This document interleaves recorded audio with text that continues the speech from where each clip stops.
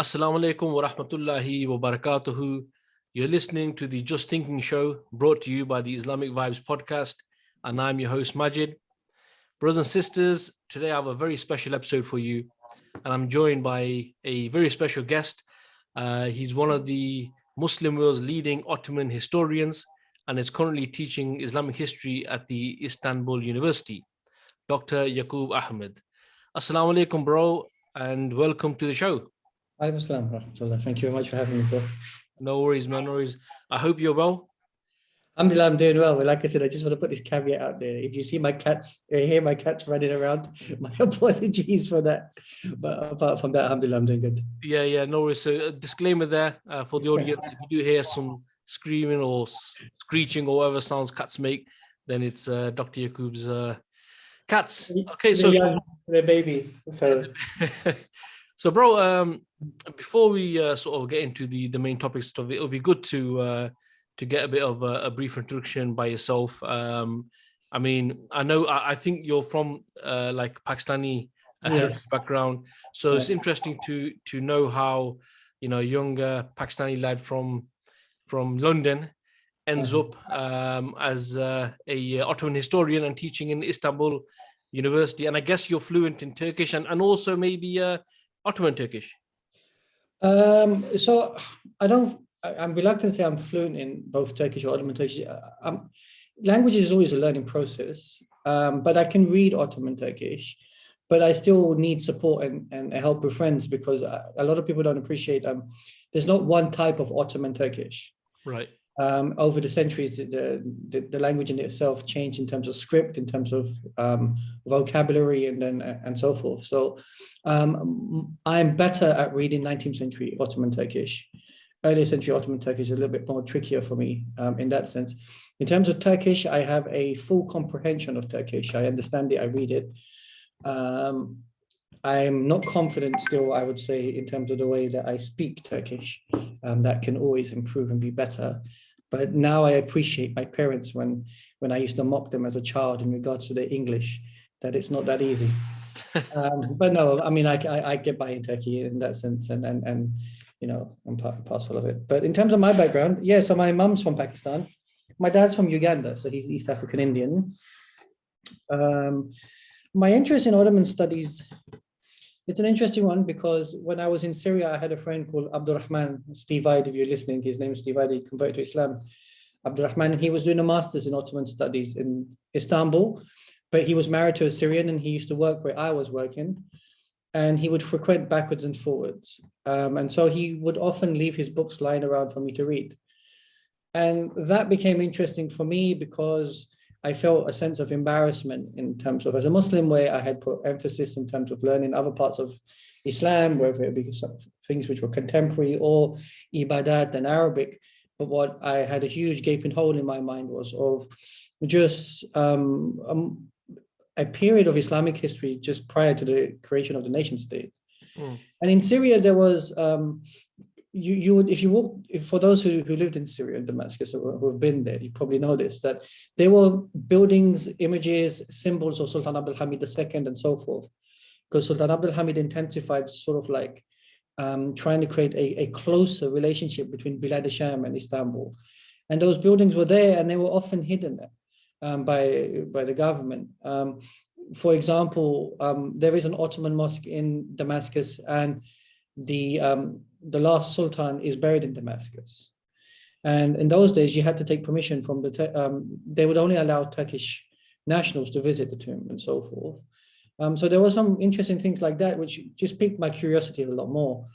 And then when I came to London, I chose to do a master's in Near and Middle Eastern Studies at SOAS. And Ottoman history was one of the modules that I chose. And I just became extremely fascinated by how little I knew, but not only that, but so much of the narrative was instinctively, I could tell, was framed within a Eurocentric Orientalist framework.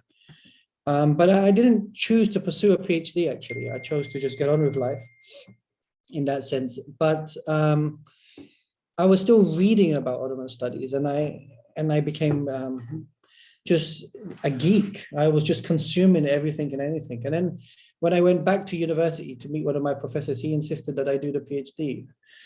He felt that it was a travesty that somebody like myself, who was that heavily well read in the subject area, why wasn't it that I was not getting qualified where I could be heard regarding the subject area? And as you know, still we live in a world where both Muslims and non-Muslims will not take you seriously unless if you have qualifications. So that was what was expected from me. And even now, I'm in that situation. So I still feel reluctant when people call me, like, in terms of being an Ottoman historian and so forth, simply because I'm in the process of publishing. And a lot of historians take exception of the idea if you haven't published. And I remember I've done podcasts in the past where certain Muslims have called me out by saying, who's this guy? I never heard of him before. He's not a real historian. In actuality, I am a real historian. I mean, I've got a PhD, I learned the language, I'm invested in it and so forth. I've been an Ottoman historian now since 2012. It's just that my publications are a lot lower.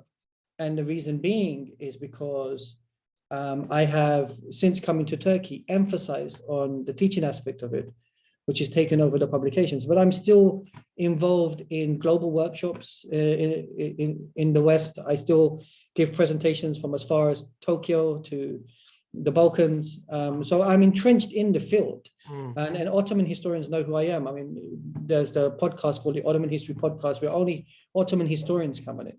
And I have given a podcast there. So my PhD, for those who don't know, it was on the role of the Ottoman ulama during the constitutional revolution in 1908 and 1909. I felt that there was a deficiency in understanding the role of the ulama regarding politics, regarding constitutionalism, and regarding the Khilafah theory as a whole in the 19th, 20th century, and revolutionary activity, the possibilities of obedience and disobedience regarding the rulership. And I'm not pleased with that PhD because that was I would say, 10-year project, which we squeezed into 4 years. Now, having 4 or 5 years away from it, and now that I'm writing the book, I believe I can put a sounder argument in terms of what it was that I was trying to propose at the time. I have some other projects in mind. I'm working on an article of the impact on the Ottomans on Japan and China, for example. And I'm working, the long-term plan is to write the biography of Mustafa Sabri Effendi, to look at the empire or the Ottoman domains, shall I say, from the eyes of the last true Sheikh al-Islam. So, you know, a lot of people, in regards to Ulum ad-Din, they only write about his works. Or when they talk about the ulama, it's only the works of the ulama. What I want to do is write about the life of the island, to show, like, you know, from being a regular kid from a small village in Tokat in Istanbul, to becoming a Sheikh al-Islam, to seeing the Ottoman Caliphate collapse in front of his eyes, to migrating to Egypt and having that frustration in Egypt, and then recognizing that it's not coming back anytime soon. So that's a longer term project. I don't think I'm old enough to write that yet. I feel a little bit embarrassed. So I've collected a lot of the info. I have it, but I guess I'm going to, I fail a little bit in terms of writing about a great island in that way, and not having that sense of intellectual and emotional maturity to do it. But this is just generally what I'm doing. So I live in Istanbul now. I work and live in Istanbul. Unfortunately, and I do say this, unfortunately, I'm one of the few what you could call Muslims who, if we can say this, is still within this like sort of like conservative framework that speaks of Ottoman history that's a non-Turk in that sense. And that's the question you asked before about my background and heritage, because it's been very difficult from somebody who wasn't from a Turkish background or a person who was from the sort of like ex-Ottoman domains background to speak about Ottoman history without being critiqued in some shape or form as suggesting that should not have been done by me, which is very strange, because my argument has always been, and it will be throughout this podcast, which is that Ottoman history is not Turkish history, it's Islamic history. Yeah. Ottoman history is no different than the history of the Umayyad or the Abbasids. It's a continuation of that. In that sense, Muslims should have a level of attachment and agency over the prolonged period of Ottoman history, and take the rough with the smooth, just the way they take the rough and the smooth regarding the history that came before it. How we have got to a stage where people seem to assume that Ottoman studies is Turkish only, I mean, I know the reasoning behind it because of the creation of the nation state, but that's not sufficient for us as Muslims. And so it has happened in the past where I've given presentations, and sometimes people have told me, why don't you do the history of India and Pakistan? You wouldn't say that to John Smith, and that's the point. The reality is Ottoman studies, and this is the embarrassing thing, and it's disappointment. Ottoman studies was a Western enterprise. It was not an Islamic enterprise, because when the Ottomans were around, especially in the latter period, they weren't writing contemporary history of themselves because they didn't see themselves as ever collapsing. It was the West who were writing about them, because you see this in the works of Marshall Hodgson. He says the emergence of Islamic studies departments and Ottoman studies departments in particular, they emerged because in the 19th century in particular, Britain and France wanted to know about Islam because they were colonizing the world, and the Ottomans were an obstacle to that. As a result of that, they started writing about Ottomans and India in particular in regards to Islam and then Islamic studies. As the Ottomans collapse, you see the emergence of Islamic studies and Ottoman studies departments in Western universities, of which we didn't have an equivalent in the Muslim world, in the madrasa systems. So that became this humongous Western enterprise, and they monopolized to some degree the writing of Ottoman studies. And then you can see this impacted, this was like to the detriment of Muslims, because Muslims really have written very little. Turkey writes about it because it's the successor state of the Ottoman state, so it can't escape the Ottoman past. Yeah. As a result of that, it needed to write about that. But in comparison, if you look in the Arab world and the Balkans, very few centers write about Ottoman studies. Only now is this coming back to the fore. And if you look at the Indo-Pak region in particular, zero. It's interesting that happened to them. And then when you look at Muslims in the West, well, they're continuously occupied by the day-to-day. So for me, this was interesting that when I came into the field, that Western academics were willing to accept me. But the problem I had in Western academia was one of frameworks of what you can call entrenched prejudice towards Islam, in that sense, Orientalism, Eurocentric narratives. There's a fear, I don't deny this at all, I say this openly to my colleagues in Western academia, that there is a fear that the more and more Muslims who are entering Western academia are now attacking the gatekeepers of Western academia, where there is a nervousness that we're going to bring the house down because actually we understand Islam better than them. Yeah. That's just my personal opinion, and I will never shy away from that. And so now we're entering these spaces, we have to fight that battle within that framework. To then be critiqued by Muslims also is a little bit annoying, because we're trying to sort of like, reclaim Islam back from Western academia to be of the service of the Ummah. And instead, what you have is the Ummah coming after you as well, because they really lack, the sort of reading of the Islamic past. And then that can be at times demotivating and frustrating. And that's the biggest disappointment I have, which is Muslims should not be fighting each other over Ottoman history. They should be reclaiming it and making it their own, because it's Islamic history. There needs to be some sort of mentality shift. But sorry, I became a little bit convoluted. No. To be honest with you, someone like myself, I love history, and obviously especially Islamic history. So there's like a million topics in my mind that I'd like to discuss, and just even speaking about the stuff that you've already just mentioned in your introduction. We could go off and speak about so many things, but what I want to do is in this particular podcast, I want to focus on what I feel is an increasing anti-Ottoman propaganda. And it kind of makes sense, actually. It's linked to what you're talking about. If the Orientalists were the main people who wrote about the Ottomans, then you can somehow see it why some Muslims can stop believing some history, because it's only them that have written it. But so, I mean, what I want to do is, I can see that there is definitely an anti-Ottoman propaganda being pushed by the likes of the UAE, Saudi, and among others. And as someone who knows a little bit about Ottoman history, it does really pain me to hear the sort of lies and what's being promoted and pushed for political agendas.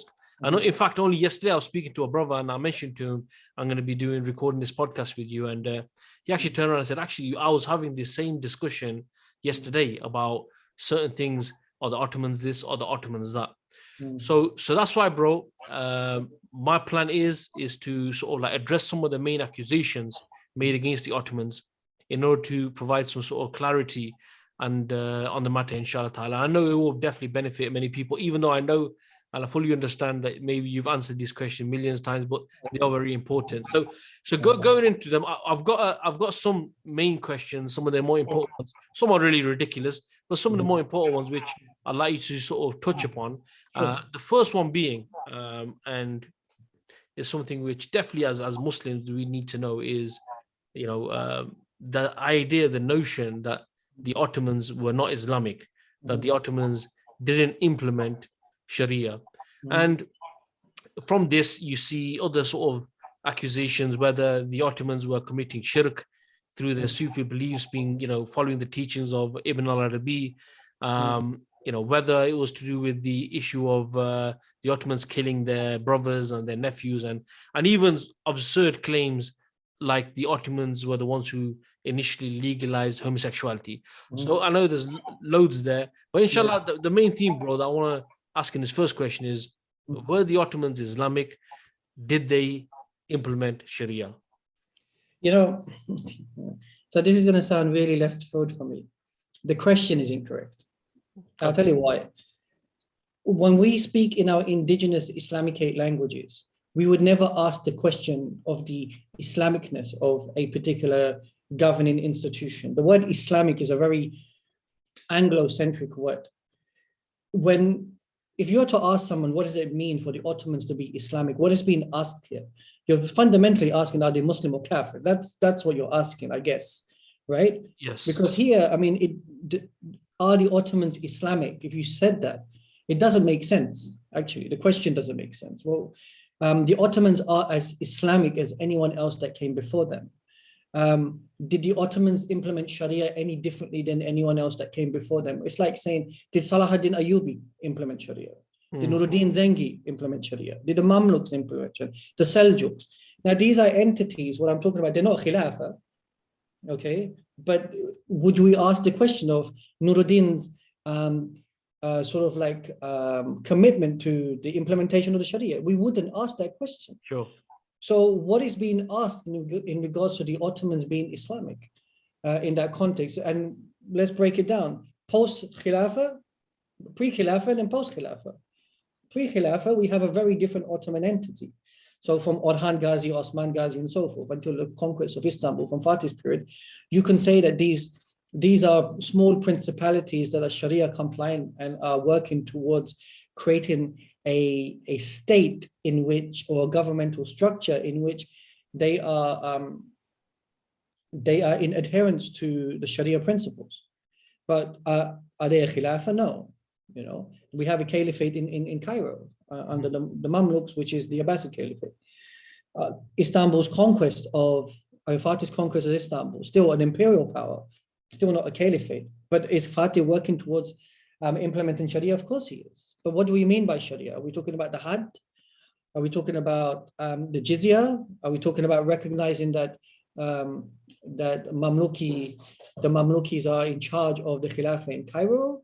Like it changes from time to time. So the point I'm making, I'm trying to problematize this question in particular for many Muslims, because they ask it very flippantly and they don't really know what they're asking, which is that, are the Ottomans Islamic? And this question I only hear from Western Muslims. I don't hear these types of questions in Muslim countries because we don't have this type of vocabulary. When I speak to Muslims in Muslim countries, they don't ask the question of looking at people in the past and asking, were they Islamic or not? This is the word Islamic, like I said, is very Anglo-centric. And even here, that word Islamic needs to be problematized in that sense. Now, my point is, to answer what I think people are asking me, were the Ottomans throughout their history compliant towards the general principles of Islam? Yes. Were the Ottomans compliant in recognizing that the Sharia was the main worldview and legal system from which they took their rulings from? Yes. Did they create rulings that were independent from the Sharia at times? Of course they did, which we call the qanuns and siyasa. But they were all still under the gaze of the Sharia. And this is a different system. And this is a conversation regarding fiqh, actually, which is that one of the questions I ask is, what is the prerogatives of the ruler in terms of establishing independent laws from the Sharia, but are not, what I would say, independent from the Sharia, okay, which is basically the ideas of administrative laws, punishments, and so forth. Can there be some room for maneuver here? And we see this Qanun culture, which we see in the Ottomans and we see in other parts of Islamic history, which has been executed before in terms of the executive leader, what they can do, what they can't do. But these were never in contradiction to the Sharia, and these were never in contradiction to the general ethos of what the Sharia was. Now, the next question I'm assuming that then people would claim is that the Ottomans did things which were haram or not in accordance with the principles of the Sharia. Yes, that's no different than anyone else in Islamic history. There have been transgressions by various different peoples in the Ottoman domains. That has happened throughout Islamic history by hundreds of Muslims who are in positions of power and authority and so forth. That needs to be placed within this particular context. What is important, however, though, is, and I say this about Islamic civilization, not just Ottoman civilization, but Islamic, is that whenever Muslims, by and large, digressed from Islam as the major principle from which they saw themselves in the world, there was always a particular culture that brought them back to the center. So they never escaped what you could call the guise of Islam long enough. So when a transgression was made, it could be done over a couple of generations, but then it would always be a particular culture that would pull it back to the center and say, this is unacceptable. This is not the way it's done. And this is throughout Islamic history. I mean, and so whenever particular... An example for that, Brother Yakoob, could be the issue to fratricide. Yes, exactly. So one of the questions people ask about fratricide, and no one's trying to defend the fratricide, although the fratricide is a complicated institution or culture or practice. Practice is a better word in of itself. But when it went too far, they reined it back in. Everybody didn't say this is enough. Now, the idea of fratricide, just to highlight, was because the Ottomans came from a post-Mongol environment where the world was very violent and very destructive. To maintain the Dawla, they understood that brothers would be competing with each other for position of authority and power. And as a result of that, they would cite, or it would be cited from time to time, the idea that this brother would attempt to create a rebellion to remove the Sultan from power. And by doing that, that would create fitna and fasad and destruction. And so as a result, they would attain a sort of edict in which they were given the permission to apprehend that person and kill them. Sometimes these realities were justified. They existed. There were realities for this.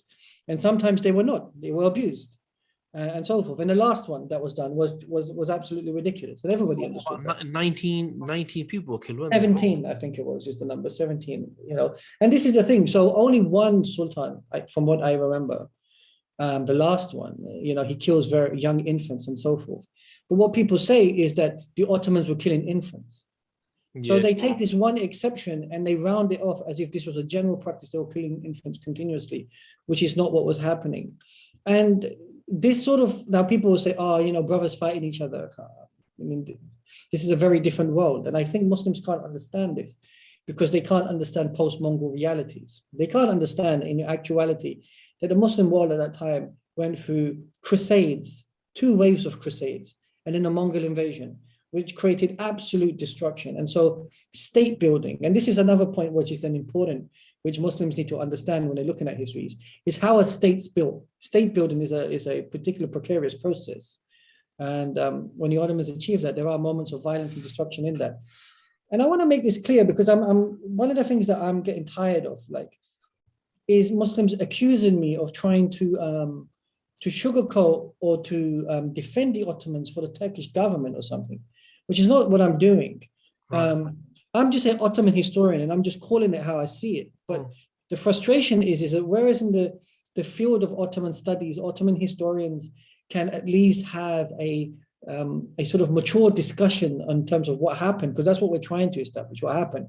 No one's denying fratricide, but the issue is that for Muslims, it's almost as if the history isn't perfect, it's not ours. It doesn't, we don't want it, which is a very strange position to hold. It's a very modern position to hold in that sense, because what it does is, via the use of history, people are going through the back door to destabilize people's attachment to Islam. In reality, it's really creating doubts in regard to their understanding of Islam, and it's really shaking their foundations. And I think we have to be careful here in terms of what's been done. History has always been ideological and politicized. And so someone like myself, as a Muslim historian, we're not trying to sugarcoat anything. We're trying to say, hey, listen, there was a particular attempt by Western academics to present the Ottomans in this way, which is not true.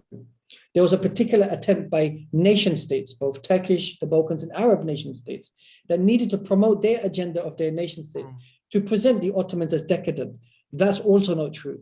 And at the same time, there's a particular political sort of like contestation taking place of using the Ottomans as a sort of like ideological tool, an instrument to further their agenda. And that needs to be deconstructed as well. So this is what we're trying to do. We're trying to, as Muslim historians, get as close to the truth as possible without denying at any point some of the transgressions that Muslims have done throughout Islamic history, and then telling Muslims to own it.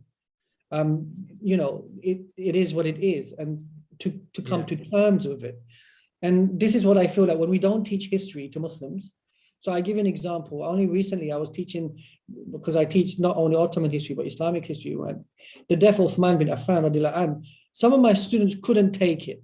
It was a shock to the system. Yeah. And so one of the things we do when we're teaching history is we're also preparing the young student who's studying ulum ad-din or ilm or whatever they're learning. We have to emotionally prepare them as well as intellectually prepare them, so that they understand that there are some messy moments in Islamic history, so that they can make sense of it. Most Muslims in the West, I can say, because they are not taught history, no one's ever emotionally prepared them for the Islamic past. And so when they hit with certain like snippets that are put on them, it just shakes them. And we have to be careful, and we have to be very mature in the way that we teach history and we speak of history amongst ourselves. And I've said this before, sometimes it feels like Muslims are just like talking amongst themselves like non-Muslims do in a pub, like this happened and that happened. They're Islamic, they're not Islamic, they're this, they're that. What are you doing?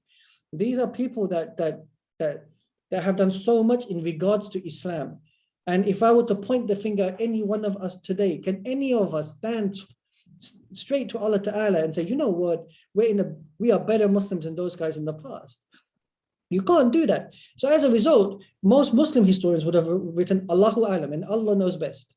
But this is the events of what happened. So that not only do we learn from their mistakes, but we learn from their successes and things that they did right. And this rant that I'm going on, is my apologies for this, it's just because I feel more and more as I'm engaging with Muslims in the West, more so than in the Muslim countries, is that there is this disconnect of understanding what the study of history is about and why it's important for Muslims, not only Ottoman history, but history as a whole. Would you not also say, Brother Yakoob, that what's dangerous here, certainly like you're saying, the Muslims in the West, that they're basing their moral compass basically not seeing through things through the Islamic way, is through the ideas of human rights and all this stuff. And so when they're looking now at the historical facts, you can start questioning things right back to the Prophet Sallallahu Alaihi Wasallam. So my personal opinion, and this is only my humble personal opinion, I think because Muslims have lost a form of political agency,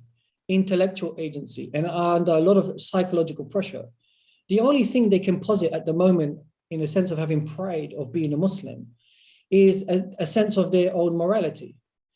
And in that sense, they want to posit themselves and say, we have a better morality than those in the West, or we have a better morality than non-Muslims. Now, when the tables are turned and say, oh, really? Then look what happened in the past. And you present yourself with a morality that in actuality doesn't come from the Quran and Sunnah. It's a morality that's coming from mainly liberalism, because most Muslims are detached from what Allah Ta'ala is saying in regards to moral and ethics. Then it becomes very difficult for them to try to place themselves in this psychological pressure that they're under. And so this inferiority complex kicks in. And then to justify their position, they start to waver on a host of things regarding the Islamic past.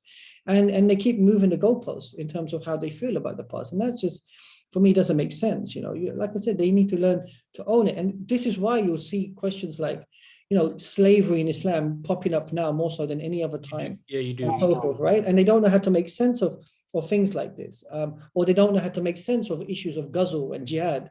How do we make sense that Muslims were expanding and so forth? So then they start to falter on these issues, or they don't know how to make sense of issues in regards to women in Islam and so forth. So you can see that a lot of the positions they are holding, it's a defensive position in regards to the way that they're being subjugated intellectually, psychologically, and morally by the liberal West. And because they have no confidence and real reading of their own culture and tradition, as a result of that, then they're in a sort of like weaker position, and they are in a constant need to defend it. I've said this to my students continuously. You don't need to defend Islam. Islam will defend itself. Allah says in the Quran, He will defend Islam. You don't need to be high and mighty and suggest that you're going to defend the deen. The deen came for your salvation. Learn it so that you can be saved. Don't try and think that you're going to defend this deen, because Allah Ta'ala in the Quran is front foot. He's never defensive. He's never needed to defend himself in that context. So be proud of what Allah Ta'ala is saying in the Quran, and then embrace your history and be proud of what things Muslims have done in the past. Now, those mistakes that they've made and so forth, those transgressions, yes, of course, it's no different than human history anywhere else in the world. Okay, so be it, but once you embrace it and you know where you stand, then you can go forward. So for me, this is what my concern is when I keep meeting Muslims now in the West, more and more of the younger generation, who are not really investing in the culture of Islam. And so you can see that they are contaminated by the dominance of sort of like Western ideals and values, which they take from social media. I mean, a lot of the people that have a problem with Islam are young people. You can see that what Islam did you learn to have a problem with? In reality, you didn't learn anything. You're Muslim, you're raised in a Muslim environment and so forth. And you identify as being Muslim because non-Muslims otherize you in the first place. And so this is why you recognize you're Muslim. And then, like, to some degree, you don't have the tools and the investment. You haven't done any of this to feel proud of your past. And so as a result, you're on the back foot. And then, so people seem to assume, for example, that people are leaving Islam because of intellect. They're being intellectually dominated. They're not being intellectually dominated. They're being culturally dominated on social media, on popular media and so forth. They're feeling culturally inferior because they can't provide an alternative. And then they're looking at Islam and the Islamic past, and for example, in my case, Ottoman history. This is my frustration, I guess, from this sort of like cultural lens of being dominated on. And it shows a collective inferiority here, which needs to change in mind if they want to survive. If you don't want to be Muslim, then that's between you and Allah. Then let Allah deal with you in that context. But for me now, this is my personal belief. We need Muslims who are going to hold on to the straight and narrow. This is the deen of Allah Ta'ala. I'll give you one last point that I make. And this might be off topic. No, go for it, man. Like we say that we have a natural disposition to know Allah. Okay. That natural disposition then means that not only do you learn about the existence of Allah, which is instinctive in you, but that natural disposition even drives you towards, once you recognize Allah Ta'ala exists, it drives you towards being at servitude to the Lord. It's not independent from that. And so when Muslims understand that Allah exists, there's a khalq and a khaliq, and we are the created thing, and the khaliq is the creator. In that sense, you straight away realize that there has to be some servitude towards that. Modern day secularism and modernity doesn't give you that permission. It denies that there is a sense of a creator, or that if there is a creator, there has to be servitude towards it. It doesn't give you that freedom. And in actuality, what it's doing is denying you your freedom, which is instinctive within you. And that creates huge psychological and emotional pressures on the person. And so when they continuously then looking at themselves in the world they live in from this perspective, it leaves them in a deficiency. It leaves them in a spiritual deficiency, an intellectual deficiency. And then the only way or the only information they're getting about what it means to be human is from a culture that denies what it means to be human in the first place, by denying Allah, by denying their soul, by denying what comes with it, by denying the idea that it's instinctive to serve the one that created you. Then you start to go crazy. And Muslims are no different from that, bro. This is my personal opinion. Muslims are no different from that. They're not learning their tradition. And so they might believe in Allah, but they haven't identified that it's part of their fitrah to be in servitude to Allah over everything else. And they shouldn't feel then inferior. And, they shouldn't feel afraid that they are Muslim. They should be on the front foot. And the more I'm away from the West and I come back to the West, the more I see this. And this makes me a little bit nervous for them, not for the deen, but for them. Yeah, no, sure. I mean, like you said, it's really to do with, how do people arrive at Islam? And the reality is a lot of the Muslims, we're Muslims because we were born in Muslim families. We haven't been through that intellectual journey. So, I mean, is that different to the people you interact with in Turkey then? You know what? Yes and no. In the Muslim world, there is a same sort of like problem that exists in the non-Muslim world to some degree, because popular media is so dominant in terms of how it's shaping people. But one of the things that you see about social media and so forth, its shaping of people is very superficial.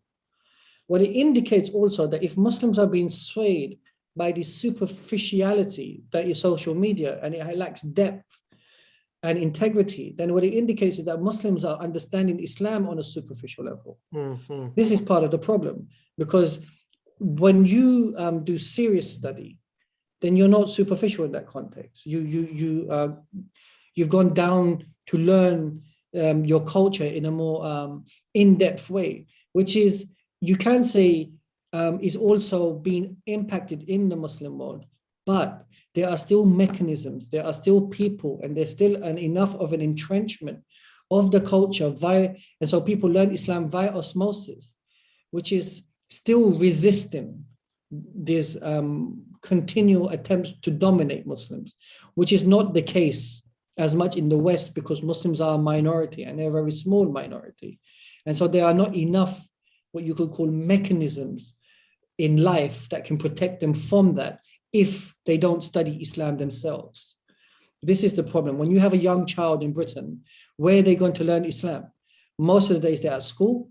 Their parents cannot cater for them. Their parents assume that school will fix them. Some of their parents try to send them to Islamic schools and so forth, but they're getting a very basic education there. So where's the Islam coming from? The emphasis then should be on the parent. It's too difficult for most parents to do that. So when you look at it, your children outside in society are at the mercy of the dominant discourse, which is non-Islam. And then they're at the mercy of the dominant discourse on their mobile phones and on television and on the internet. Now, in the Muslim world, we still have mechanisms as a lived experience that it can sway either way. But I think we're in a very unique moment in Islamic history in that sense. And I don't know what the future holds, but we have to we don't have time to be patient anymore. We have to really work hard. But I would argue then that yes, there are problems in the Muslim world. And we do see people in the Muslim world who are replicating the same forms of inferiority complexes that we see in the non-Muslim world. But I would say that still, alhamdulillah, because of the Islamic tradition and the history of Islam, which has been in this part of the world for centuries, there is still a repository that Muslims can pull from that still exists and manifests in their life that doesn't exist in the West in that sense. And there might be some Muslim scholars in the West who might disagree with me by making the argument that Muslims have more freedom in the West. I'm not convinced by that argument. I think that, as a Muslim community in which Islam as a religion, quote unquote, is being practiced, maybe they might have certain freedoms. but Islam can still be learned via osmosis in Muslim societies that you cannot replicate in the West as of yet. Yeah, no, I totally agree, bro. Totally agree. And the scary thing really is the fact that one thing I've noticed is through social media, through apps like TikTok and stuff, Yeah. what the West have been able to do is they've been able to penetrate the youth in the Muslim lands without having to send over their, B-52 bombers in a way which is more successful. So that culture that you're seeing in the West, you're seeing replications of it amongst the youth. But scary stuff, scary stuff. And it's scary because, a 6-second video being influenced by 6 seconds. Look, one of the interesting things which I was only teaching my students recently, the Quran is very unique, okay? Because most of the miracles that came to the previous Anbiya were miracles of the eyes, for the eyes to see. And the Islamic tradition is a little bit different because when it talks about learning, it tries to place an emphasis, yes, on reading and writing, but also on the listening medium, on hearing. The Quran came as a miracle for your ears, not as a miracle for sight in that sense. And so the point I'm trying to make is that in Muslim societies, whether it's via oral traditions, for example, halakas and khutbahs and speeches and whatnot, or whether it's from the written tradition in the way that we read, the emphasis in the Islamic tradition of cultivating a society is through reading and speaking. Okay, it's not through the eyes. It's not the visuality. The visual medium is important, but in some ways it's quite secondary. But one of the things that we're seeing in the Western culture, which is the diminishing of the oral tradition totally, and then a restriction of the written tradition, we're seeing an emphasis on the visual medium. And that's very easy because it allows human beings not to think. Yeah. The information is just swallowing up. But that's not our tradition. Our tradition is different. And we need to emphasize the tradition of the Quran, which is a miracle for the ears that touches the soul. And in the Quran, Allah Ta'ala forces us to comprehend. So it's a book. And I've said this before, and I've said this on many podcasts, that when Jibreel alayhi salam came to Rasulullah and said, Iqra, he wasn't asking him to read per se. He didn't write anything on the walls in the cave to read. But Iqra here was a command of to do. To do what, Ya Rasulullah? It was. So my students say it means to recite. And of course it means to recite because Iqra means to recite. But Rasulullah is saying, I can't, I'm Ammi. Well, of course he can recite. It's not like the whole of the surah was revealed to him. So what's being explained to him here and what is he excusing himself of? Is the fact that Iqra also means to comprehend, to understand. The first word of the Quran, of which the Quran takes its name from the word qara'a, which is Iqra, means to read, recite, and comprehend. That is our tradition. Our tradition is one where we are told to read. Our tradition is one we are told to recite, to speak, the oral tradition. And our tradition is one where we're supposed to comprehend what we're listening to. Pay attention to what we're reading.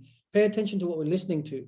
And pay attention to the fact that Allah Ta'ala is exceptionally precise in his use of words, in the fact that the first word of the Quran is which the Quran took his name. You don't have to do that via visual medium. You don't have to do that. And this is where I have to emphasize to my students and everyone is read more, listen more, okay, debate more. Like this stuff on TikTok is lazy. This stuff on Twitter is lazy. 240 characters. What are you explaining? And these questions that you've posited to me, they come from this culture. They don't come from our culture of long debates and listening to experts and listening to the ulama and so forth. It's coming from a culture of entitlement, and which is problematic in of itself. You're not entitled to anything. And it is coming from a position which is very Western centric in terms of its culture. We need to shift from that if we want to compete. We don't need to compete on the same grounds. We just need to go back to our tradition. That's all I'm asking, you know what I mean? So if we can do that, I think then we can have, because of history, I can't teach history. People say to me, like, Ustaz Yakoob, why don't you make cartoons and videos and images and YouTube and so forth? So yeah, look, these are important mediums that we should exercise to be able to use. But why can we not go back to listening? Why can we not go back to learning how to read books? Why can we not go back to teaching, so that people listen? Books in Islam, based on the Quranic culture, were designed to be taught. That's how we write books. So you write a book, and then somebody reads a chapter for you, and then you debate that chapter. and backwards and forwards, so that everyone comprehends what the text is about. And the person who's regulating the text is the expert on the text in of itself, right? Whereas the Western tradition is you just pick up a book, you start from page to cover, you finish it, you move on, and that's it. So you can see already in our culture the emphasis on knowing things in detail and knowing it well and comprehending it. It comes from the Quranic model. So when I'm teaching history, my frustration is I wish we could find a way of creating a curricula for Muslims where we can reintroduce the learning of history that coincides with ulumuddin and the learning of contemporary issues, so that we can prepare them better, so that they do not talk about Islamic history in this frivolous way, in the way that they're doing it now, and that they're not embarrassed of it in that sense. You know what I mean? Yeah, no, 100%, bro, 100%. To be honest with you, even though I knew you taught Islamic history, but I think there's so many other things that I could already ask you in regards to other things which I think would be really beneficial, just the plight of the issue of the ummah today. Yeah. But just got a few more questions I think I want to go through, which I think are important. Now, the next question, which I think it's worth discussing, and again, you know what, to be honest with you, after the way you answered the first one and what you've said, and I'm sure the people listening, it will sort of like, they'll comprehend, thinking it is coming from a position of entitlement to think that you can question all these things so easy without actually having to put some effort into trying to understand them. Yeah. But the question I had really was to do with the fact that there has been questioning, and it will be part of the question to yourself really, whether at the time there was a problem within the ulama or the ummah. But when Salim the First takes the Khilafat, the last Abbasid Khalifa, Cairo. Now, at that time, obviously we can see from sources which I've sort of checked out, where the sultans were sending letters to other Muslim rulers, asking them to acknowledge them as a state, as a Khilafah. Also, the fact that he used that title. However, what we see is that towards the end of the Ottoman Caliphate, we see that there was an issue that had resurfaced to do with the hadith of Quraysh, which obviously has been there from the time of Rasulullah Sallallahu, which is the fact that the Prophet Sallallahu said that the Imams are from the Quraysh. So we see that with the French and the British, the French were trying to promote this Moroccan Sultan as being a Khalifa, trying to get him to accept this on the basis of his link to the Prophet Sallallahu, i.e. through the genealogy, and also with the Sharif of Mecca. Yeah. So how do we understand this hadith, which is, if we take it clearly, it says that the Imams, the Khalifas, the Amirs are from Quraysh. We know that the Ottomans were not from the Quraysh. They're not from the Arabs. So how do we understand this? Okay, what I'm going to do, bro, is I'm going to answer this question first so that I don't forget. And then I'm going to go back to the questions you asked me, which I didn't answer. And I don't want your listeners to then accuse any of us of trying to bypass these questions, which they've been talking about continuously. So I'm going to do both, okay? And I'm going to be as comprehensive as I can.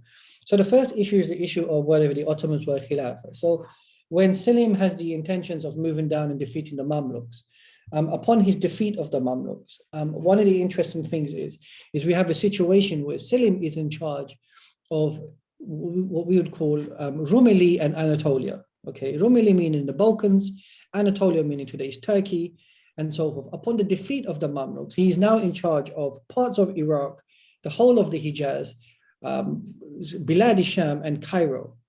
It would have been unprecedented for him to then allow the Caliph, the nominal Caliph, who was under house arrest under the Mamluks, to be in charge of his domains. It wouldn't have made sense. So whether the Mutawakkil has given him the bay'ah or not, Allahu alam, Allah knows best. But in reality, we look at the reality of the situation here, is that the transfer of the authority is naturally going to happen now, because he is the strongest man in the Muslim world. He has two choices: either to not be Caliph and just be a regular Sultan and rule over these areas, or recognize that he's the defender of Makkah, Medina, Aqsa. He's got Cairo, Bilad al-Sham, Istanbul under his domains. And so, and there's an expectation that he needs to, as we said before, implement Islam. It's only natural that he's probably going to start calling himself the Khalifa. And what's intriguing here is there's more and more works that start coming out in Istanbul where the ulama are educating the masses of what it means to be a Khalifa in that sense. So it's difficult to know by design whether Selim had the intentions of wiping out the Mamluks before or not because he wanted to be Khalifa, okay? And this is why these sort of like debates that Muslims have when they speak with such certainty that he was either being a deviant or not is not helpful. As a historian, it's better to say, and as a Muslim, when you don't know, to say you don't know. Well, quick question then, Brother Yakoob. At that time, what was this? You know, obviously you had the Abbasid Ali on paper, basically the monarchs in power. Yeah. From an Ummah point of view, what was the situation of the Ummah? Was it unified? Was it? No, it wasn't. So what you have is the emergence of the Safavids, which is a dominant sort of like state that emerges in Khorasan, okay, in which Khorasan was predominantly Sunni until the Safavids took power there, and it then becomes a predominantly Shia area.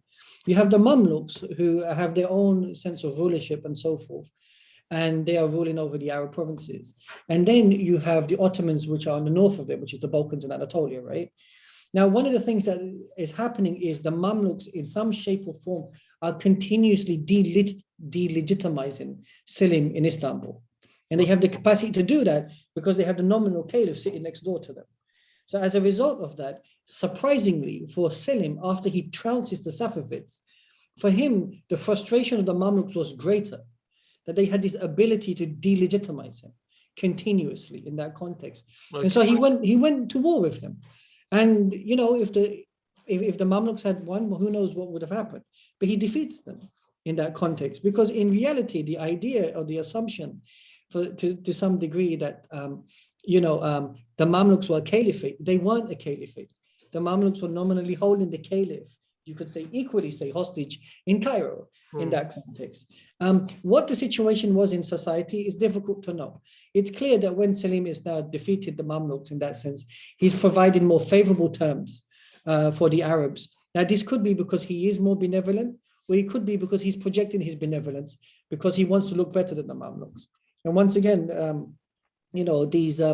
these debates are out. But what we know is when he goes to Quds, for example, he doubles the wage of the Christian patriarch as a way of telling him that you're going to be fine. We're not going to go after you. And he supports. He has a meeting with all the other Christian leaders, and then he speaks to the Muslims about his role about protecting Aqsa, for example, in that sense, and that there would be no more incursions and fear of crusaders coming in his period, in that sense. Now, whether or not, once again, people want to challenge him and saying he didn't mean it, he meant it, that's not historical.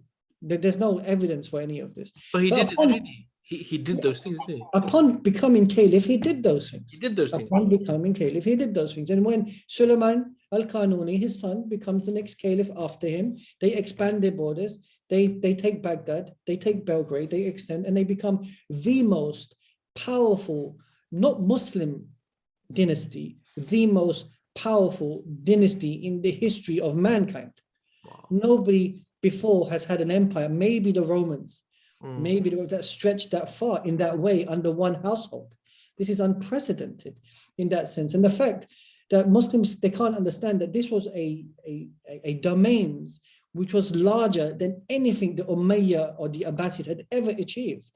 This is unprecedented, and it's unprecedented because the conquest of Istanbul in of itself is the first time that Muslims in their capacity as Muslim leaders have conquered a center of Christendom.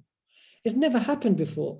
Aqsa is not the center of Christendom. It's a holy place in that sense for Christians. But they defeat the Byzantines in Istanbul, in Constantinople. This changes the game. This changes everything. Europe is now on guard.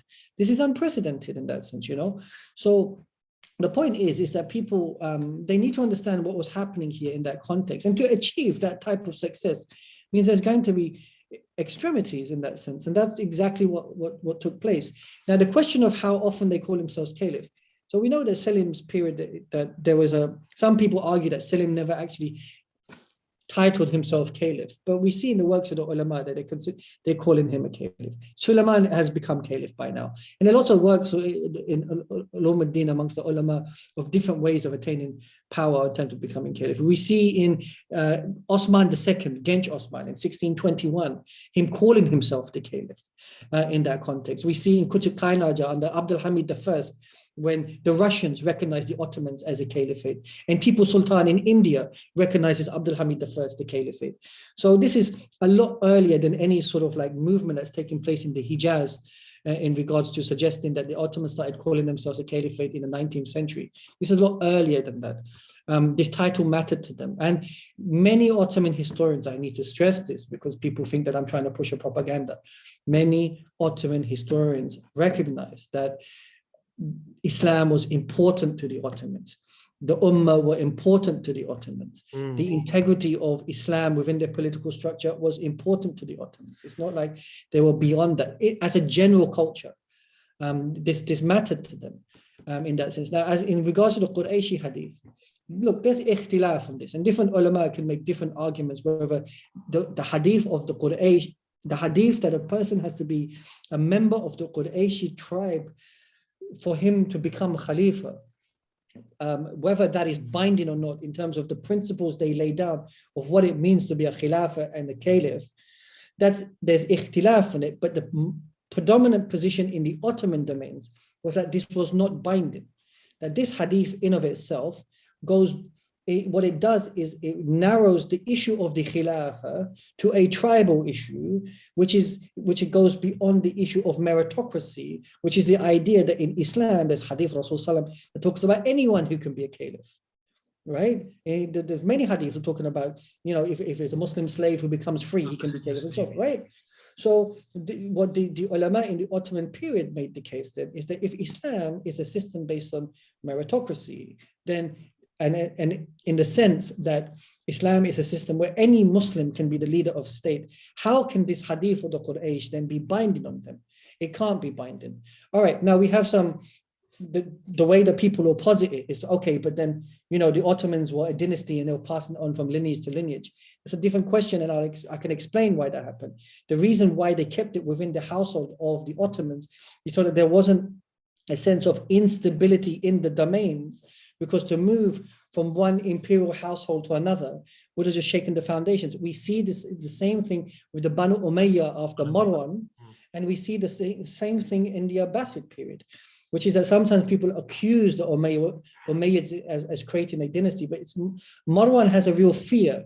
The fear that Marwan has is when he's been asked to come from Medina to Bilad al-Sham to be caliph, they're asking him, listen, you need to come here. And he's nervous. He said, if I come here, am I going to be executed? Is something going to happen to me? Okay, if I come, because the people of Bilad al-Sham are only going to take someone from the Umayyah to be caliph, then I will be caliph, then my son will be caliph, and then the next one will be caliph. He puts this stipulation down as a way of trying to create continuity, because prior to that, when they look at the situation of Imam Ali in particular, Uthman, Ali, and Hassan, there's a lot of you can see agitation of trying to pick a Khalifa that's in these domains, which is continuously expanding. And you have the people in Iraq competing with the people in Syria and so forth. So the Ottomans, it seems like they have a similar concept, which is keep it in one household. In the household, we train them in terms of what it means to be a caliph. It has a particular culture and a tradition in this household. And the Janissaries, the ulama, and the Ottomans make a sort of unwritten pact on this, and they sit by this, right? And that goes until the collapse of the Ottomans. Now, in terms of Qurayshi hadith, which is interesting, right? Because we see that this is first time something of this nature is exemplified when Abu Bakr and Umar bin Khattab and Ubaydullah, they go to the Ansar who are trying to pick someone from amongst them. Yeah, Bani Skifa.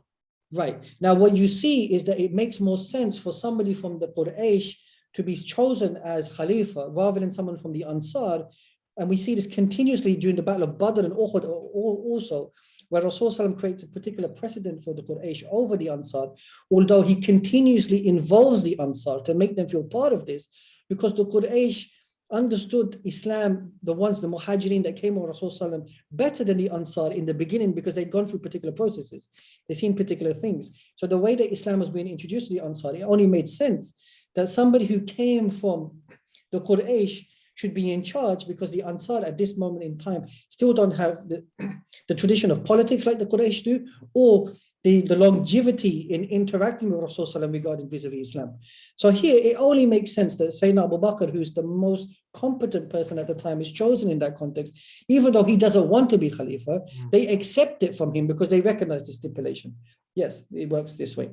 Now, when we see in the case of the Abbasids, and the reason why I'm doing this is because when the Abbasids do their revolution against the Umayyah, because they do not want to be accused in this context of removing the Umayyah and being delegitimate, what do they say? They say we are from the house of Abbas, so that they can, in some ways, the Shia can't critique them. And then they say we're from the Quraysh. They cite this hadith as a way of bypassing any critique and criticism culture from the Umayyah. The Abbasids then use this hadith a second time. When did they use it? When the Seljuks become dominant and powerful.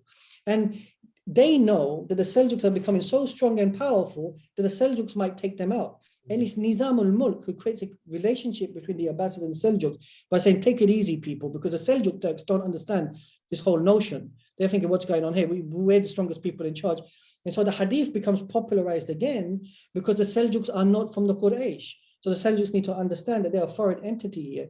Take it easy. The next time this hadith becomes popular is then in the Hamidian period, where there's a popularization by the British in particular, who are trying to use this as a way of delegitimizing Sultan Abdul Hamid II. And certain thinkers, Salafi thinkers in particular, like Sheikh Rashid Radda, they also, I would argue from a fiqhi perspective, in fairness to him, he's looking at it in a very narrow sense and says that this is a condition for the Khilafah, and he believes that from his ijtihad, and he takes it on board.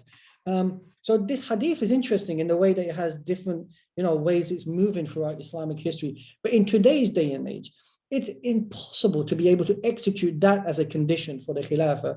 And what it then seems to suggest is that the Khilafah is null and void because we could never fulfill that condition. Who in today's day and age can make the claim that they're from the Quraysh? And why? Why would you make that claim? The main issue, and this is what the Ottomans are doing in the late period, and why they have constitutionalism, is because they make the argument that we need a constitutional caliphate because the caliph has to be the most competent person within the house of Osman. It's competency here. And this is where even in the Ottoman period, the late period, they're starting to have problems because people say, why do the Ottomans need to be caliphs? Why can it not just be somebody from amongst us? And this happens a lot later, do you understand? So this is the Quraysh issue.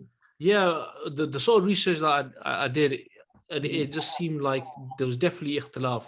The opinion that from Ibn Khaldun and some heavyweight scholars were the fact that, some said like the hadith was to do with the Khulafa Rashida. Some said that it was to do with the fact that, Quraysh at that time was the only entity that could unite all the tribes, because a central government was like alien concept to the Arabs of Arabia. But also some of the scholars said, such as Ibn Khaldun, that once the Mongol invasion of Baghdad, the fact that now there was no power amongst the people of like the descendants of the messengers of Quraysh, the fact that this hadith now was not relevant as such, because what it was talking about was that the people who have the power, and obviously the ones who fit the criteria of being just and all that, this can apply to them. And also actually there was, from the Ottoman side, there was the hadith to do with you can only have one Khalifa, the hadith to do with the Abyssinian slave. So my research showed that the actual pro-Ottoman side were actually bringing about loads of evidences, whilst one side was sticking to one narration. Yeah, totally. And look, I'm not against any alim today or any group of people that if they want to stick by this hadith and say this is a requisite for the hadith of being a Khalifa, what I would posit to them then is that I'd like to see them write a comprehensive treatise of what it means to be a Khalifa and in which what is it that they are saying are the conditions of being a Khalifa, and where does this hadith fit? If people are just like espousing this out there because that's the only hadith they know, there are so many other conditions of what it means to be a khilafah and a khalifa in that context. And that sort of research needs to be done and it needs to be spoken about. I have no problem with ulama making their ijtihad and saying this has to be a condition. I personally think that there are many other ulama that disagree with that position. Yeah, sure. And I'm of the leaning in this particular moment in history that I would lean away from that position myself, personally. And the works of the Ottoman ulama that I've seen, they also lean away from that position. So, this is, if people want to have this ikhtilafi debate, that's their business. But, maybe that's why some people do use the argument that you have to wait for the Mahdi. Yeah. Because the fact that, like you said, is impossible then today. If you base it on the hadith, for there to be someone that's going to be a leader from the Quraysh. Obviously, Abu Bakr al-Baghdadi from ISIS, he claimed to be from Quraysh, didn't he? Yeah, totally. Even he used the hadith. And what's interesting about Abu Bakr al-Baghdadi, it tells you something about the impact of Arab nationalism in particular, and how Arab nationalism then tried to, Arab nationalism, when the Arab nation states were created, they constructed these narratives that were anti-Ottoman as a way of saying we were being held back because of the colonizing Turks, which is not actually true in that context. But by constructing this narrative, what you see is it became so deeply ingrained within the educational system, within Arab societies, that even Muslims started to ingrain and embrace this idea and start to believe it. And someone like Abu Bakr al-Baghdadi, he wanted to create an image of a khilafah based on an Abbasiyin visuality, right? He wanted to look like somebody from the Abbasid period. You don't even know what the Abbasid looked like, frankly. And you can see that the whole Ottoman period, apart from Sykes and Picot, was missing from his narrative. Why? Because many Arabs who lived in the Arab states don't study Ottoman studies. The only thing they study is that this was an occupation by the Turk. They brutalized us, they took our resources, they did this, and this. And very few of them know what the Ottomans were actually doing then, and how the Uthmani Khilafah was a Khilafah in their period, if they want to call that. Ottoman historians know that. So Baghdadi, in some ways, irrespective, was a product of Arab nationalism. And Baghdadi was a product of the Arab nation state, and Baghdadi was a product of Ba'athist education. That's what he's a product of. And Ba'athist education, which was promoting the importance of Arab identity over everything else, was promoting the Abbasids as the standard for Islamic history. And that after the Abbasids, Islamic history was in decline. Why? Because the Turks came and took over. And that in itself is problematic because the Abbasids, by and large, were not atypically Arab. It was Khorasan, so there's a lot of Persians who were also part of the Abbasid system in that sense. Do you think, Brother Yakoob, that this hadith maybe had an influence on the fact why the Mamluks never just claimed the Khilafah for themselves?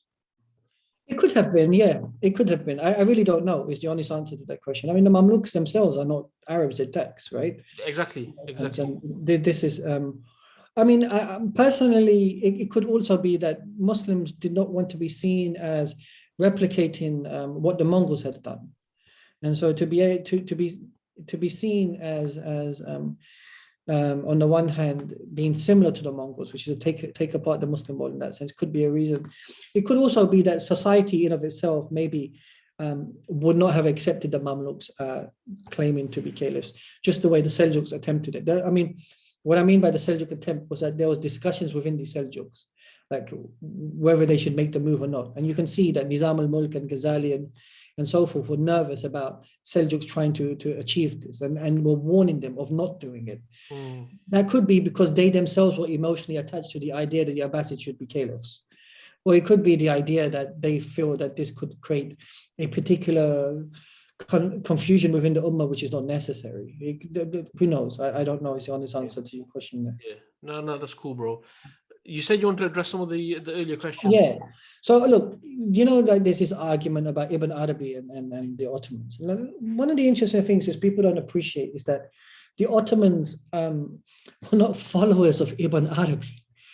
Okay, I don't know where this has come from. I think it's Atrul. I think it's Atrul Dirlish, And look, I want to make this clear that in the TV show Atrul Dirlish, there is no, firstly, the historical evidence we have of Atrul is 5 minutes long. It's a TV show, I have to stress that. The second thing, there is no evidence that we can trace or find whatsoever that Ibn Arabi met Ertugrul. Okay, let alone Ibn Arabi having this influence on the Ottomans.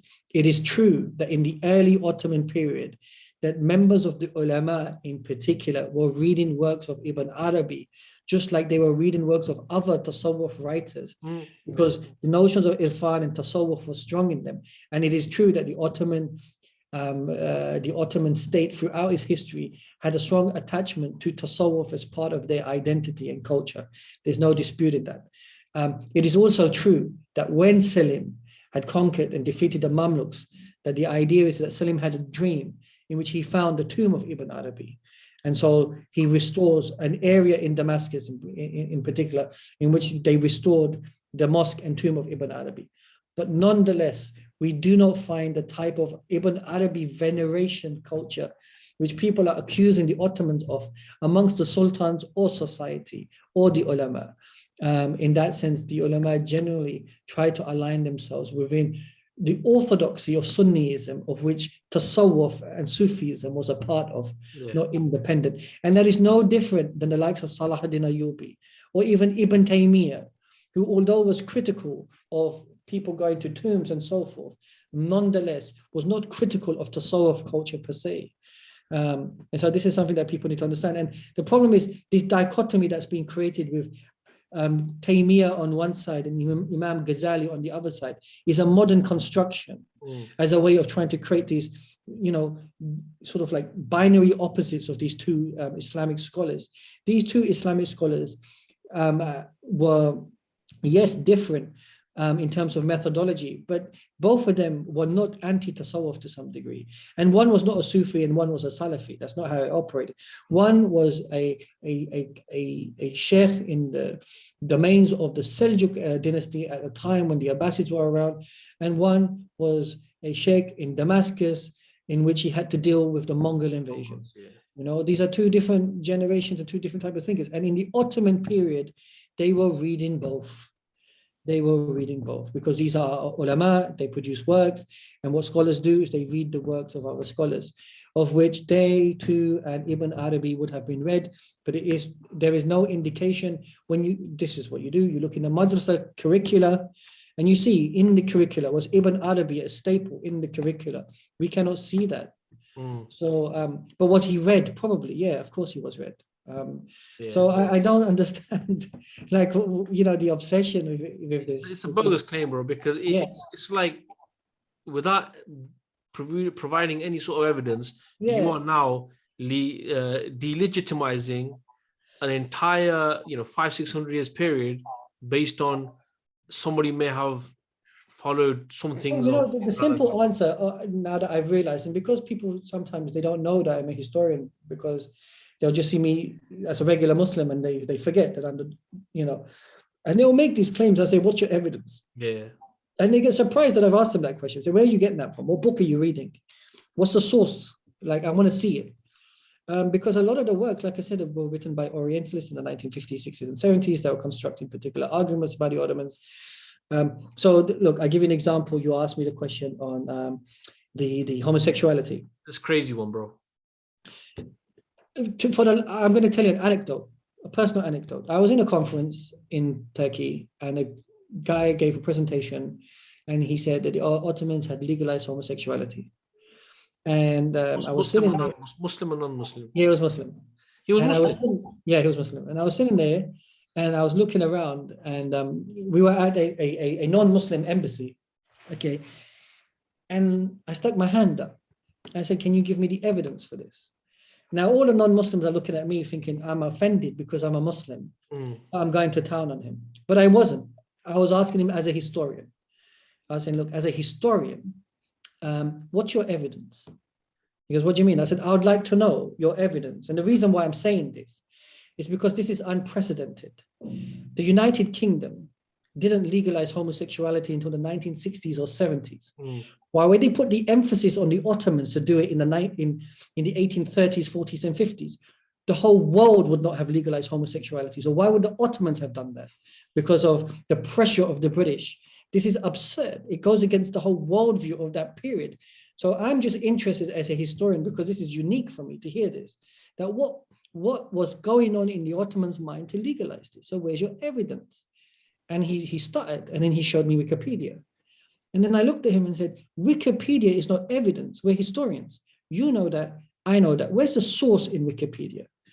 And so then what's intriguing is recently in Britain in 2011 or something, somebody from the Quilliam Foundation picks up on this, writes it in a pamphlet and popularizes it. And Muslims are more willing to, rather than to listen to reason and to understand that this sounds kind of absurd, they're willing to believe what the Quilliam Foundation was saying.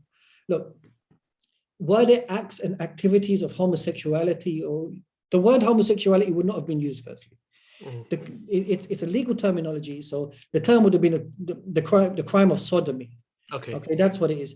Now, the Ottomans, Alim Jevdet Pasha, he has actually, this is intriguing, he has constructed this list that they have in the Ottoman period of the different types of relationships that people had, and so how the state would interact with that in regards to if they went to a court of law, what is it that they've been accused of? Who was he? Was he a judge? Was he a... Yeah, he was the justice minister of the Ottoman period during Sultan Abdul Hamid II. So, for example, there would have been people, for example, men holding hands in the street.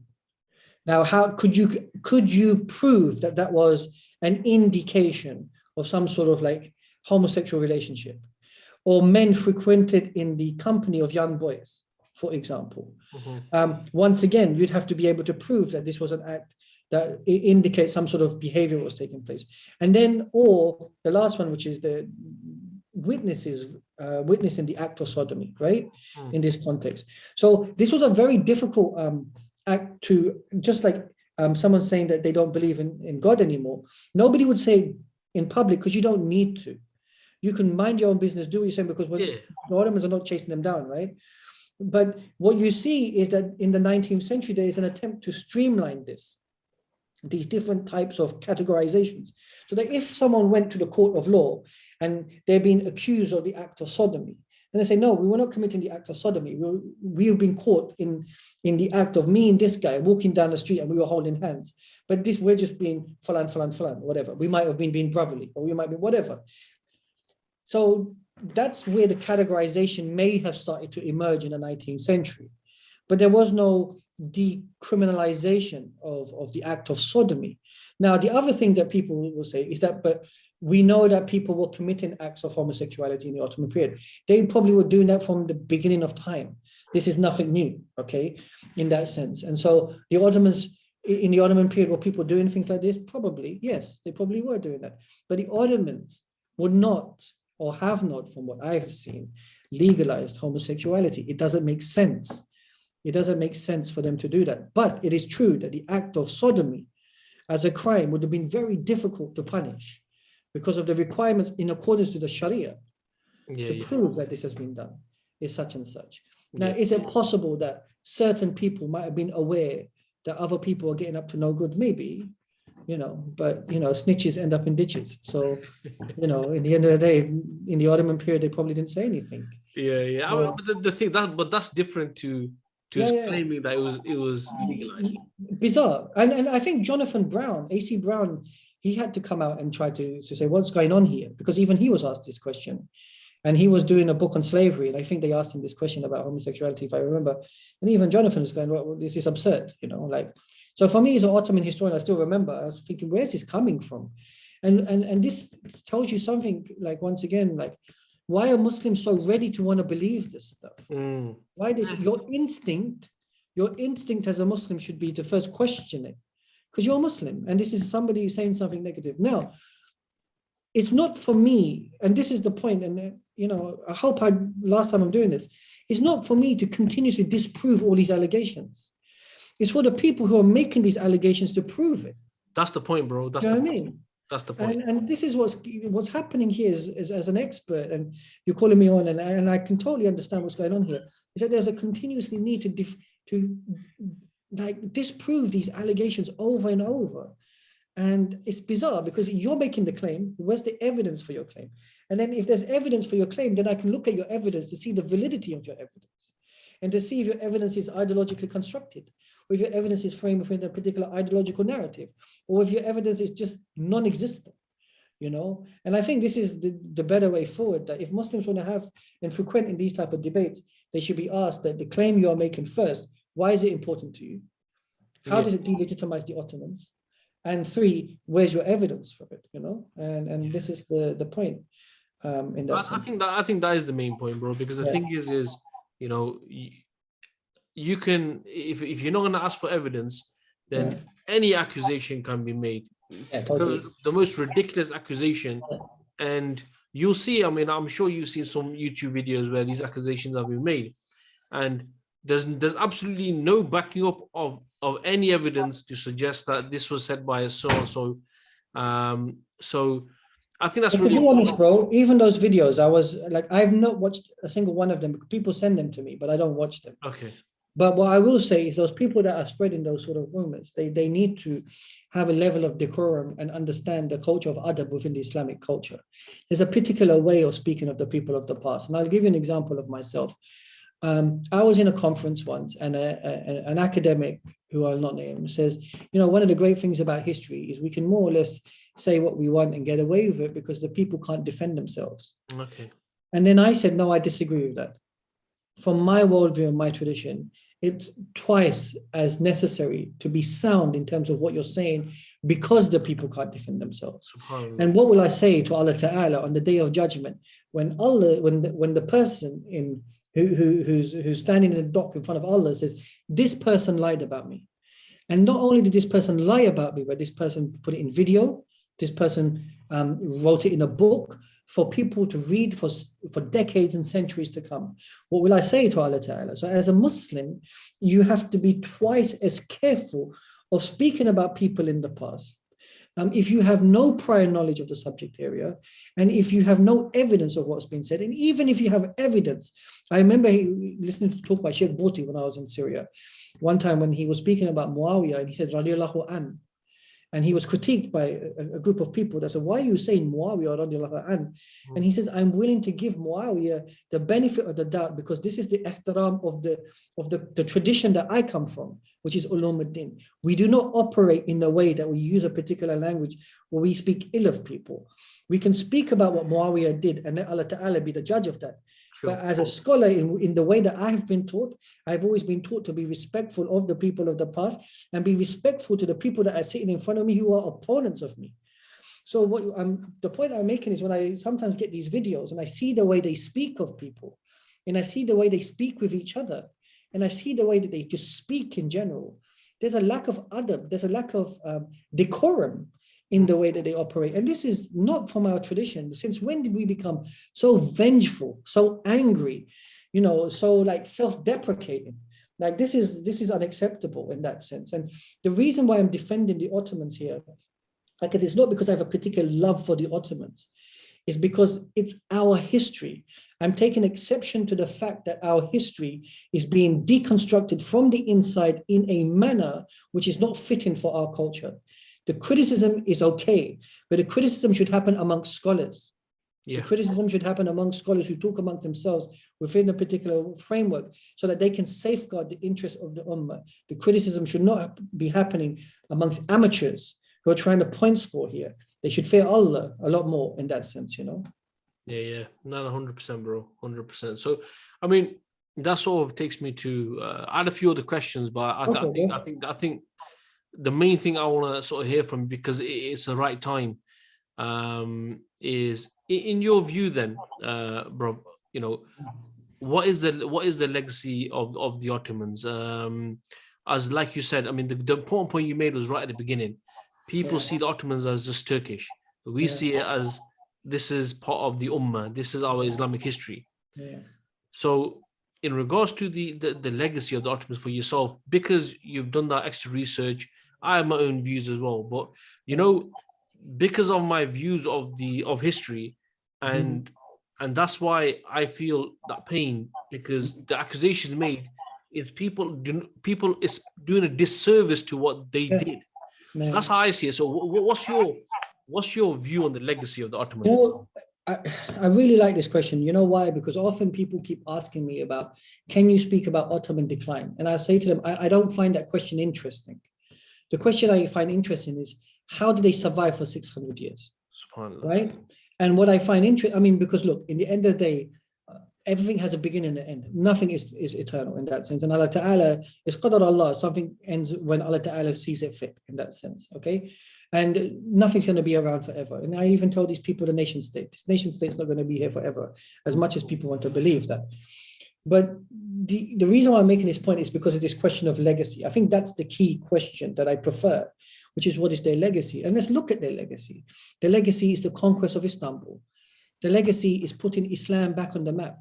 The legacy is bringing Islam to the Balkans, to Europe. The legacy is unifying the Arab world. The legacy is bringing the question of the Khilafah back on the map when it had become diminished under the Mamluk authority. The legacy is that we are Muslims and we are still here because of them. You know, they kept it all together. So this sort of like idea of just critiquing them for the sake of it, anyone who comes to Istanbul, the first thing they want to see is the legacy of Islam. They do not want to see, you know, modern buildings. They say, take me to an Ottoman mosque, take me to an Ottoman building. Even non-Muslims want to see it. That tells you something, that they left an imprint of Islam in this region to the point we are still Muslims today. It's so deeply ingrained that no other civilization would have survived this level of violence against its culture and tradition, apart from the Islamic civilization, of which is an indication that the Ottomans must have done something right. Because the smashing that the Ottoman tradition and legacy has got in the nation states in the region, from language, tradition, history, culture, and for it to still be spoken of, is an indication that they must have done something right for it to still be manifest. When you go to Quds, when I went to Quds on the occasions I've been, they keep reminding me of Sultan Abdul Hamid II. When, you know, you go to Cairo, you see, you know, the Ottoman presence is there in Cairo. When you go to Bosnia, when you go to Albania, when you go to Kosovo, it's the Ottoman presence. You come to Istanbul, it's the Ottoman presence. You go to Masjid al-Nabawi, the whole Rhoda section is Ottoman. It's done by Suleiman the Magnificent, all that tile work, all the tomb, everything. Like, there's not a single place in this whole region which the Ottomans have not touched and left an imprint on. So that's the legacy, and we should be proud of that as being a continuation of the legacy of the people that came before. This is why it makes me upset that people have this much rage in them. Yeah. Like, you know, where's it coming from? You know, and the point I'm making is, as I said, Muslims have a very narrow understanding of history, and I'm using this word Muslims generally, and I want to apologize to all your listeners who, if they've got offended throughout this podcast of me using this in a generic context. What I'm trying to say is that the Muslims that I have engaged with, who have been critical of the Ottomans in this sense, they have an understanding that history is about learning from mistakes. That's a very narrow understanding of what history is. History is also about learning from the successes. History is also about learning from what they did well. History is also about learning about how they negotiated human relations, the complexities of human relations, the complexity of politics, the complexity of a changing world, the complexity of how do you keep a, you know, in English they call it an empire. How do you keep this together? How do you do that? You know, it's important. How do they negotiate power with people in Yemen when they're all the way in Istanbul? How do you do that? You know, how did they state build? How did they create a culture of building the madrasa system? What was the role of the ulama? What was the role of the Sufi tariqats? What was the role of the Shariah? Like, all of these questions should be asked, you know. I want people to have a fuller understanding of their history, rather than just keep saying Fatih, Suleiman, just the Sultan himself. It's more than that. It's bigger than that, you know, in that sense. And they need to understand the machinery in that sense. It's that which when they start learning this history, that is important. So this is for me where the legacy is in that sense. Yeah, no, Jazakallah, bro. And that's the thing, really. That's the way you've sort of rounded that up. You know, that's quite perfect, because, you know, when I read history and like you said, 600 years to survive that long, and even when you read the legacy of Abdul Hamid II and how unique he was at the time he was in, and the thing is I think where people may get confused is when they disconnect it from Islamic history and they somehow make Ottoman and Turkish history that's something right. separate. This is something we should be proud of. So Yeah. when, for example, in 1922, the Ottoman state was abolished. In 24, the Khalif the position was abolished. When the Europeans marched into Istanbul, this was something which affected the Ummah, not just Turkey. Totally. But bro, subhanAllah, man, it's been really, really interesting. And there's, the weird thing is, and I know last time when we did the other podcast, and you said at that time, bear with me, I go off on one. Yeah. But the thing is that there's so much, like, you may say something, I think, actually, I'd rather speak about that. But then I think, what, I've got a purpose for this podcast. Let me try to keep it in line. But there's so much to discuss. Well, like I said, my apologies for going off on these tangents. No, that's fine, bro. That's fine. I mean, to be honest with you, if I'm going to give a message to my listeners is when I got in contact with you, it was on the backdrop of not just these videos, like the last couple of years, you've had the UAE, I think, produced that program through the Mamluks and the Ottoman invasion. And I wanted to do something to dispel some myths and stuff. But, speaking to you during the podcast, you're right. This is like a pub chat, without any context. Really, you have to have a proper understanding. You need to go into it wholly. And I think rather than, and what's actually happened then is also because you're sort of firefighting these accusations, you're moving away from what is the actual legacy. That's right. Rather than promoting the legacy, all you're ever doing is firefighting. No, they didn't do this. But what about what they did? Yeah. And I think we forget that. And I think that's something which I've picked up speaking to you, to be honest with you. And my attitude on that is definitely gonna have changed. So bro, Jazakallah really is really an honor to have you on. And inshallah ta'ala, hopefully at some stage, when you're free again, because I know you're a very busy man, do something again. Probably something a bit more optimistic. Of course. Like you guys have heard me before, because when I came to do Ottoman history, I was full of beans. Okay. And I now teach Islamic history. And teaching Islamic history has made me so rich in regards to, for 1400 years, how rich our tradition is.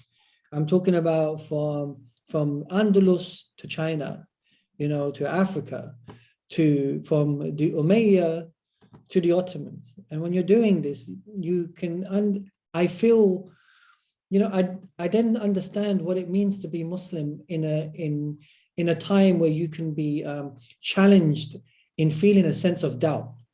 And this doubt is not new. I was only, because I teach Sirah to my students, and we were teaching them Sirah, the Isra and Miraj. Okay. And why is the Isra and Miraj important? And I said, one of the interesting things about the Isra and Miraj is that when Rasul Sallam comes back and he tells the Muslims, he goes, I've gone to meet Allah. They tell him, don't tell them, don't do it. They're not going to believe you because it's a miracle that nobody saw. So it's a miracle. He doesn't have to tell people. He can just say, Allah Ta'ala has told me to make Salah Fard for you. Start praying. But he doesn't do that. He says, I went to Jerusalem on the Buraq with Jibreel alayhi salam. I then prayed Salah in Aqsa. I then went to meet Allah. And on my way, I met Isa and Yahya and Musa and the details. And so then my students asked me, well, we don't understand. I said, why this is important? Because the Isra and Miraj is Aqidah. In what context? It's Aqidah because Allah Ta'ala is capable of doing these things. It's Aqidah because Allah Ta'ala doesn't lie to us. It's Aqidah because Rasul Sallam doesn't lie to us. It's Aqidah because Rasul Sallam was chosen by Allah. And so to prove these points, he had to tell them, this is what happens, to see which ones are going to follow and which ones are going to falter. In this context, when I turn to my students and they're nervous, I say, your nervousness is no different than the people at the time. This question makes you nervous throughout. It makes you nervous throughout. But the point is you have to believe in it. Come on, your iman has to be stronger than this, like your taqwa, shall I say. It has to be stronger. Come on, people. And my concern is today they attack Ottoman history. Tomorrow they're going to turn to the Rasul Sallam, in this context. And this is the thing, that Muslims are continuously on this defensive position in that sense. Don't be defensive. When people say to me, this happened, I say, yeah, you're right, it happened. What's your point? It shouldn't happen. You're right. It shouldn't have happened. You're right. Yeah. Human beings do things. You're right. And the worst thing, bro, is that the people who are accusing, they have the worst history. Nobody, because you're always on the defensive, no one points that out. Let me tell you something. They don't even have the worst history. They have the worst present. Yeah, exactly. Yeah. Even now, those people that are making the accusations towards, look at what they're doing. And so what I say to my students, I said, we don't agree with this. I said, okay, good. You don't agree with this. Then we're going to be different. Like, okay, we're not going to do it like this then. This is what you take from it. You don't deny it. You don't reject it. You don't have a sense of embarrassment that you want to abandon your faith. You say, okay, Muslims did this in these conditions, but we won't do it like that. If you feel that you are better, then do it better. Then do it better. Stand up to the test. It is this fetishization of just talking all the time. It's hard work. And it's easy being judgmental. It's harder being on the front line. And for that, I give someone like Fatih credit. Say what you want. The guy conquered Istanbul. Whether he's the person of the hadith or not is irrelevant to me. That's an ikhtilafi issue. Some ulama, they want to make that case, fine. You make that case. Doesn't matter. He conquered Istanbul. Today, Istanbul is Muslim. Yeah, exactly. I mean, people have problems with the mosque, Hagia Sophia. Of course they do. But bro, inshallah ta'ala, listen, again, like I said, it's one of those things. And you know what, inshallah, hopefully when all this stuff cools down with COVID and all that, and if I'm welcome, I'm going to come and have some apple tea with you in Istanbul, inshallah. Yeah, please do that. One of my favorite cities, man. And I can imagine just sitting there for hours and hours until, you get fed up and say, get out. No. I don't think anyone can ever get fed up in that context, one thing I'm learning the older I'm getting is life is very short. And when I was young, maybe it was our perception of time. When we were young, we had this perception of time. When we had summer holidays, the holidays felt like 6 weeks were a long time. Yeah, did it? Now I'm getting older. I feel like my time is like sand in my hands. I don't have enough of it, and I'm nervous. So my belief is we sleep less, but we give our time to the ummah, so inshallah. No, great words of wisdom, bro. But yeah, inshallah ta'ala, for the people listening, I'm sure you enjoyed and picked up loads of some gems and jewels from what was said. And inshallah, if you found this beneficial, please share it with your family and friends. And as you know, the Islamic Vibes podcast is available on all popular podcast platforms and on my Path to Revival YouTube channel. On that note, Brother Yakoob, a pleasure. And inshallah ta'ala, I hope that you continue with your teaching and hopefully, inshallah ta'ala, we will do this again at some point. Inshallah. Thank you very much, bro. Take it, bro. Assalamu alaikum wa rahmatullahi wa barakatuhu. Alaikum assalam wa rahmatullahi wa barakatuh.